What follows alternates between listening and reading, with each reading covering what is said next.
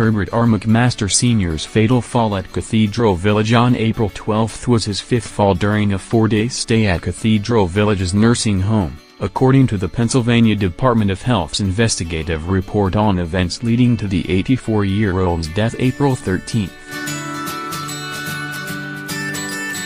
The 141-page report, posted on the state's website Saturday morning, said staff at Cathedral Village, a nonprofit in the Upper Roxborough section of Philadelphia, did not properly investigate the 4 earlier falls, did not complete all the required neurological checks, and failed to develop plans to prevent additional falls.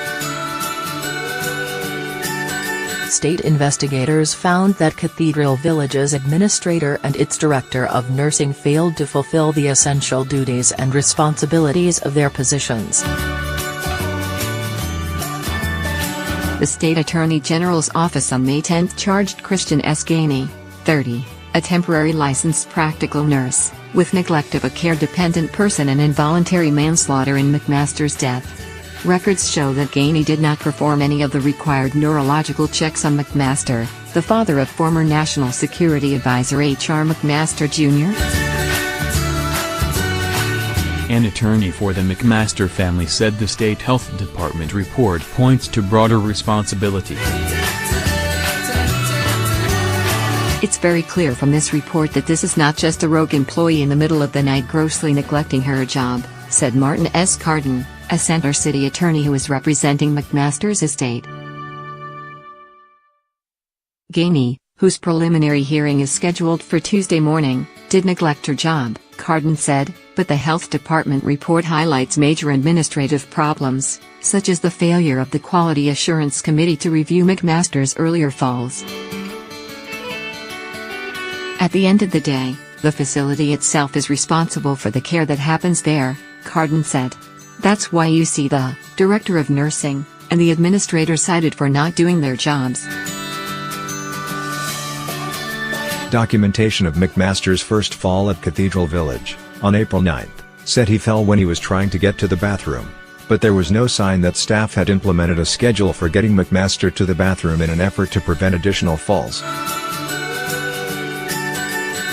Video showed that on the evening of April 12 the nurse aide assigned to McMaster, who was known to be at high risk of falling when he checked into Cathedral Village on April 9, did not help the patient get to the bathroom at all or even check if he needed anything. On the morning of April 13, after McMaster had died, staff moved him from a lounge near the nurse's station, where he spent the night in a reclining chair, back to his bed. A nurse noticed that McMaster's brief was heavily saturated with urine and feces, she told investigators. The report also said Gainey and 2 unidentified registered nurses did not call 911 and made no attempts to resuscitate McMaster after he was found unresponsive on the morning of April 13. That violated health department regulations. The day McMaster had his 5th and final fall, state health department surveyors had completed their annual licensing inspection at Cathedral Village. Among the findings was that Cathedral Village was using 7 different temporary nurses during a portion of McMaster's stay. The acting administrator could not prove that management had evaluated the skills of 4 of the 7 outside nurses. A spokeswoman for Cathedral Village, which is owned by Presbyterian Senior Living, did not respond to a request for comment Saturday.